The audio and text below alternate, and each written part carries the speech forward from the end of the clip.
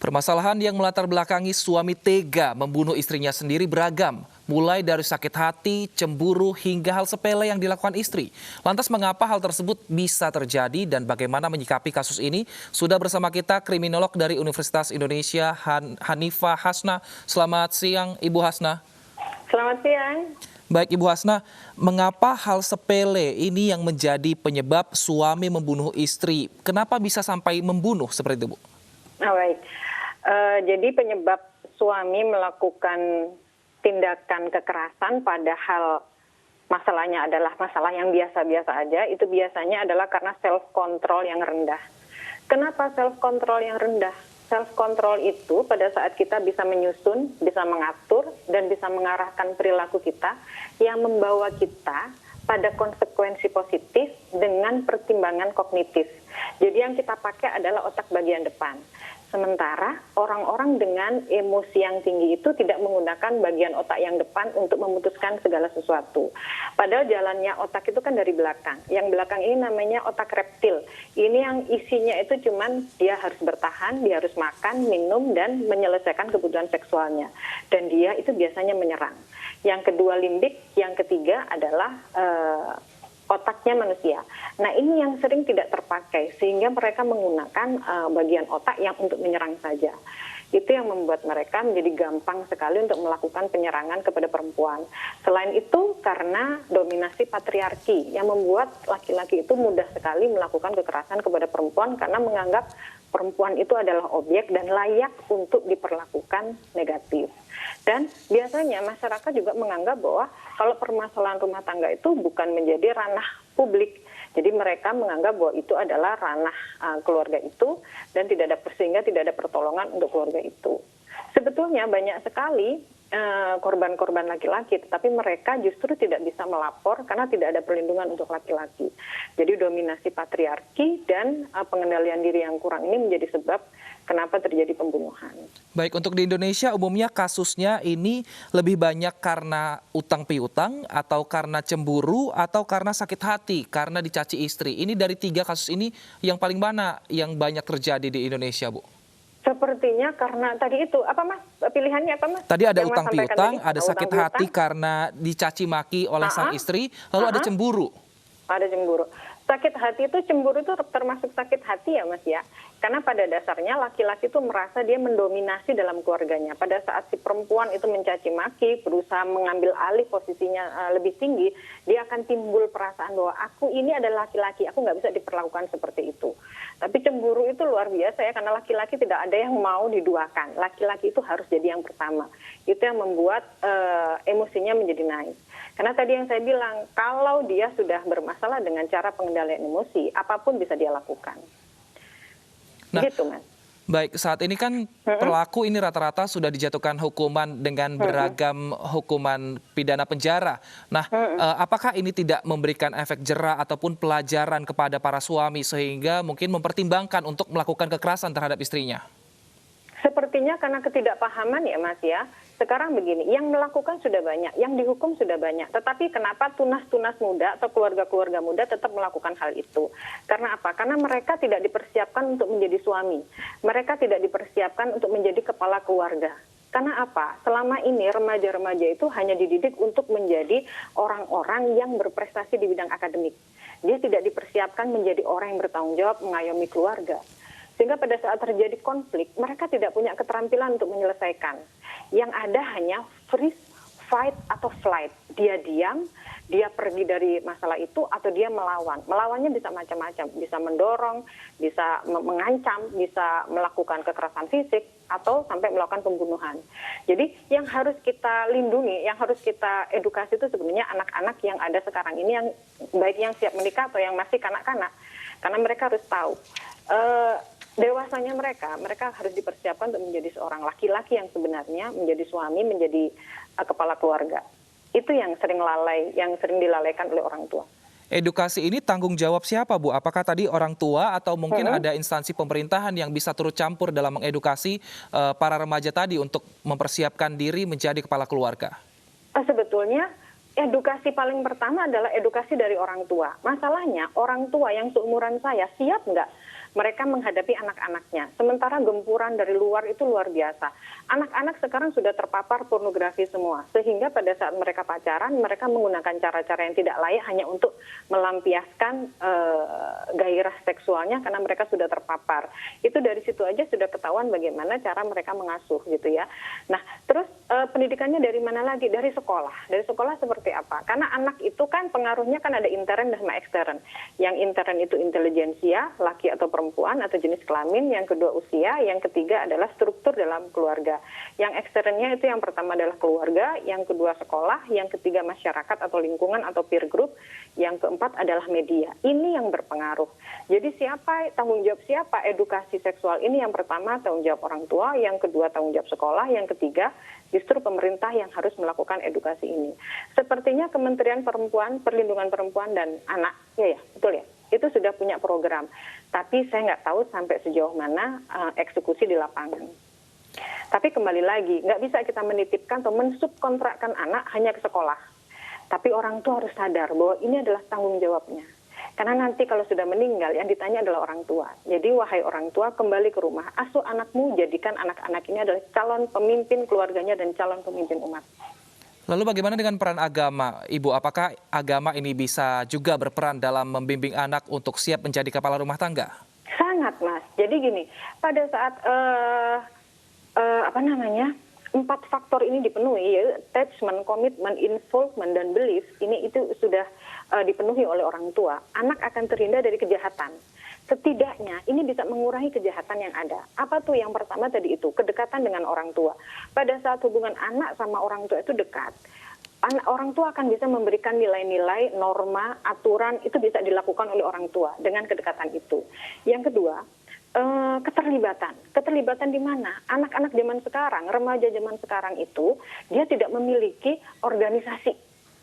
Sedikit sekali yang terlibat dalam organisasi. Karena kenapa? Kenapa di organisasi? Karena pada saat mereka berada di organisasi, mereka akan terikat dengan aturan-aturan yang ada di organisasi itu. Sehingga membuat mereka itu tidak bisa melakukan hal-hal buruk karena dia mencintai organisasi itu. Gitu ya. Terus komitmen, apa sih cita-citanya? Apa sih yang dibayangkan mereka tentang pernikahan? Apa yang mereka bayangkan tentang kepala keluarga? Apa yang mereka bayangkan sebagai orang tua nantinya? Itu yang harus mereka pikirkan dari sekarang. Bukan melulu mereka mau bekerja di mana dengan gaji berapa. Yang keempat adalah agama. Agama itu, belief itu isinya agama, norma, nilai, hukum. Apakah mereka paham? Kalau mereka nggak paham, ya pasti dia akan melakukan pelanggaran karena mereka nggak paham baik dari sisi agama. Jadi bukan hanya agama, Mas ya, pemahaman mereka tentang agama, pemahaman mereka tentang nilai, tentang norma, tentang moral, ini penting sekali.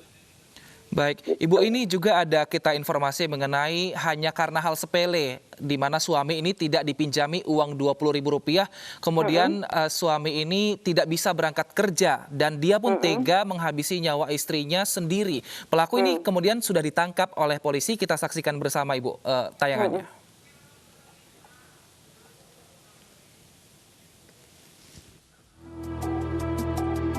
Warga lorong Kenangan Lama Kuangka Tunggal Jambi dikejutkan penemuan jasad Arba'iyah di dalam rumahnya. Dari hasil penyelidikan polisi, wanita 40 tahun itu tewas di tangan Samlan, suaminya sendiri. Aparat Polres Tanjung Jabung yang menggelar olah tempat kejadian perkara menemukan barang bukti potongan balok kayu. Kuat dugaan pelaku menggunakan balok kayu untuk menganiaya korban. Samlan yang sempat melarikan diri akhirnya ditangkap polisi di tempat persembunyiannya. Tersangka mengaku menganiaya istrinya lantaran kesal tak dipinjami uang Rp20.000 untuk berangkat kerja. Duit kau 20 nak pinjam aku. Mana ada duit aku katanya. Dari duit katanya dia bolak-balik bebedak dulu. Kenapa begitu? Bebedak. Karena kacau itu dapat pintu itu kan. Dekat kamar aku lah. Begitu. Bolak-balik itu langsung nendang dia. Itulah kalap tuh. Bapak minta duit, iya. Terus nggak dikasih. Bukan minta, berhutang Duit iya. Sama istri nggak dikasih, terus dia malah nendang. Kalau marah-marah nendang Bapak. Iya, karena duit habis aku serahkan, kalau datang aku serahkan duit buat dia semuanya.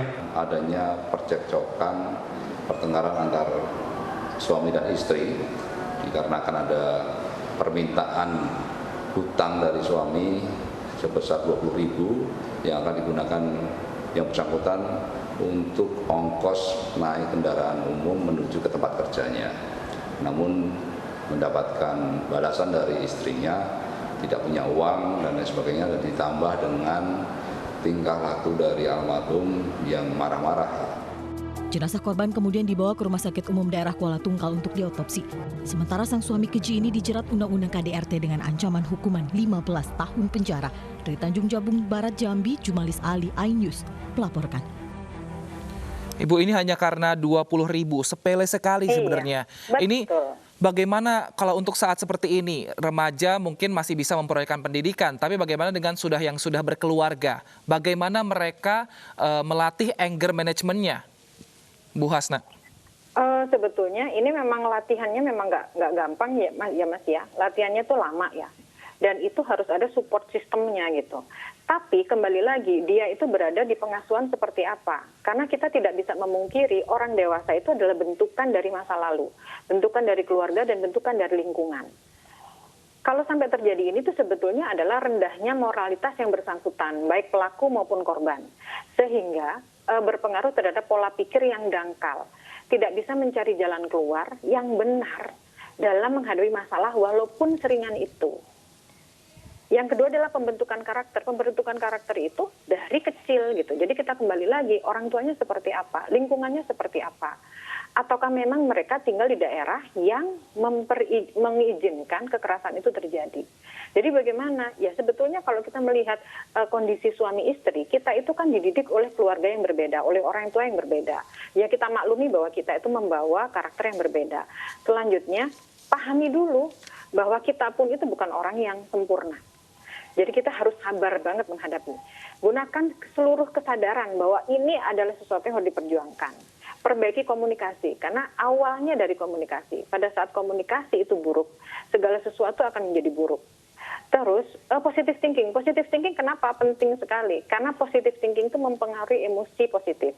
Pada saat kita negative thinking, emosi kita menjadi negatif dan perilaku kita juga menjadi negatif. Ini saja sulit sekali dilakukan. Padahal ini adalah ilmu dasar. Membuat pikiran menjadi baik karena kita akan mempengaruhi emosi kita untuk menjadi baik. Sehingga perilaku kita menjadi baik. Lalu kenali karakter pasangan, kemudian jangan gengsi mengalah. Kebanyakan orang-orang tuh males banget mengalah, apalagi laki-laki. Balik lagi karena dominasi patriarki, dia nggak mau dianggap kalah, dia nggak mau dianggap rendah, sehingga dia tidak mau mengakui kekalahan. Yang terakhir, baik Ibu, jika silakan Ibu dilanjutkan. Nah kembali lagi, nanti pada saat kita tidak bisa mengendalikan diri, bagaimana dengan kita? Sementara posisi kita adalah sebagai orang tua. Pasangan itu kan ada anak yang meniru perilaku kita. Pada saat kita sadar bahwa kita ini orang tua, kita akan bisa ngerem perilaku kita. Harapannya seperti itu. Baik, jika komunikasi antara suami dan istri buruk, adakah pihak ketiga atau pihak keempat yang bisa masuk ke dalam rumah tangga untuk memediasi pertengkaran atau perselisihan dari antara suami istri? Oke, baik. Biasanya keluarga, Mas, tapi biasanya keluarga pun itu keluarga terdekat dan yang dipercaya. Tapi biasanya ada kelemahannya nih keluarga. Keluarga itu akan memihak keluarganya sendiri. Misalnya ini keluarga dari istri akan memihak pihak istri. Siapa berarti yang paling netral? Itu kalau sudah terjadi percekcokan yang besar, kita bisa memanggil Pak RT atau memanggil orang-orang yang dianggap dihormati di situ. Ketua agama atau pemuka agama atau orang-orang yang dihormati di daerah situ untuk memediasi. Karena kalau keluarga itu, kalau keluarganya itu masih bisa netral. Kalau nggak netral akan menjatuhkan atau memojokkan pihak yang lain. Nah, lalu bagaimana dengan jika keluarga ini berselisih, lalu ada anak di dalam rumah tangga mereka? Bagaimana sebaiknya keluarga ini mempertimbangkan anak untuk menjaga keutuhan rumah tangga, Bu Hasna? Baik. Anak dengan keluarga atau orang tua yang sering berantem, ini akan melahirkan anak-anak dengan delinquen. Delinquen itu adalah anak-anak dengan potensi untuk melakukan kenakalan atau kejahatan atau penyimpangan. Karena apa? Dari rumah dia sudah merasa tidak aman. Setiap hari yang dilihat adalah pertikaian. Nanti yang keluar, dia akan melakukan pertikaian juga. Karena yang dia lihat adalah, oh ternyata begitu cara menyelesaikan masalah. Jadi apa yang harus dilakukan?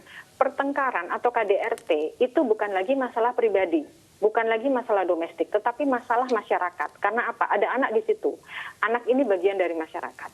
Jadi anak ini kalau tidak dilindungi, kalau orang-orang di sekitar tidak melindungi, orang-orang itu juga melakukan kejahatan. Gitu.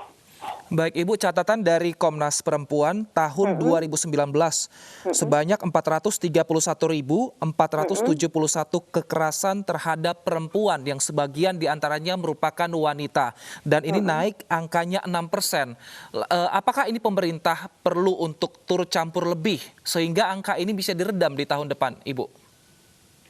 Harus melakukan kerjasama dengan masyarakat. Karena kalau pemerintah saja sepertinya akan kesulitan karena harus ada lembaga-lembaga yang membantu pemerintah untuk mensosialisasikan ini gitu. Karena kalau nggak bisa. Ada LSM yang concern di bidang ini itu bisa dilibatkan untuk melakukan edukasi kepada masyarakat. Bahkan mereka harus siap untuk menjadi posko pengaduan. Karena balik lagi, KDRT itu bukan lagi masalah domestik, tetapi sudah menjadi masalah sosial, masalah masyarakat itu. Pada saat masyarakat diam, berarti masyarakat juga melakukan kejahatan. Setidaknya kejahatan kepada generasi penerus. Karena anak dari keluarga itu akan melakukan delinkuensi di kemudian hari. Nah saat ini juga sudah ada yang mungkin belum booming, dia sertifikasi pernikahan yang membuat para warga yang ingin menikah ini ada pendidikannya. Ini kira-kira cukupkah untuk menyiapkan mental anak muda untuk menghadapi dunia pernikahan, Bu Hasna? Setidaknya itu sebagai upaya ya, sekarang sudah banyak sekali lembaga-lembaga pranikah, lembaga-lembaga yang membuat pelatihan pranikah. Tapi kembali lagi, sebetulnya pada saat keluarga itu sudah tahu diri bahwa pengasuhan itu tidak hanya membuat anak menjadi pintar, tetapi anak menjadi kreatif menyelesaikan masalah. Tujuan pengasuhan akhirnya adalah membuat anak ini menjadi pemimpin umat, menjadi pemimpin keluarga, dari rumah saja itu sudah cukup. Jadi yang paling penting sebetulnya adalah ilmu parenting yang harus dikencengin kepada masyarakat. Karena ilmu parenting tidak hanya mengasuh, tapi membentuk anak ini menjadi calon-calon pemimpin. Membentuk anak jadi calon pemimpin. Calon-calon pemimpin. Siap. Nilai apa yang harus ditanamkan orang tua sejak dini untuk menyiapkan anaknya tidak hanya menjadi pemimpin di rumah tangga nantinya, namun juga pemimpin di organisasi-organisasi lain? Baik. Jadi begini, kenapa anak harus jadi pemimpin? Setidaknya nomor satu dia harus memimpin dirinya sendiri. Memimpin dirinya sendiri itu artinya salah satunya adalah dia bisa terampil atau dia cerdas dalam mengelola emosinya. Karena dia bisa memimpin dirinya sendiri gitu. Selanjutnya apa? Tidak hanya masalah edukasi tadi, masalah kognitif atau masalah keberhasilan di sekolah. Tapi dia harus bisa menyelesaikan permasalahan-permasalahan yang ada. Kreatif dalam menyelesaikan permasalahan hidup itu lebih penting daripada dia hanya mampu menjadi ranking 1 di sekolah. Karena apa? Ya, masa depan negara ini kan ada di tangan anak-anak. Kalau anak-anak tidak dibiasakan menyelesaikan masalah sendiri, habislah kita. Nah, sekarang ini sudah kelihatan, Mas, anak-anak kita itu, generasi-generasi kita itu, generasi yang lazy mind, generasi yang malas berpikir. Karena semua permasalahan yang menyelesaikan adalah orang tuanya.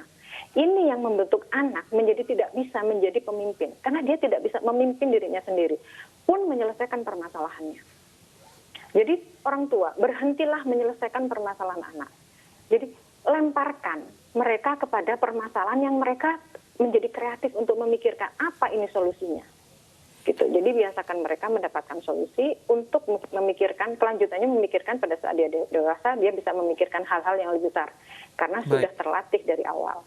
Baik, terima kasih Ibu Hanifah Hasna. Semoga pembicaraan kita ini bisa menjadi solusi dan juga bisa menjadi inspirasi bagi para keluarga dan juga orang tua yang saat ini mungkin sedang mengasuh anaknya untuk masa depan. Terima kasih telah bergabung bersama kami di Special Report. Terima kasih, Mas.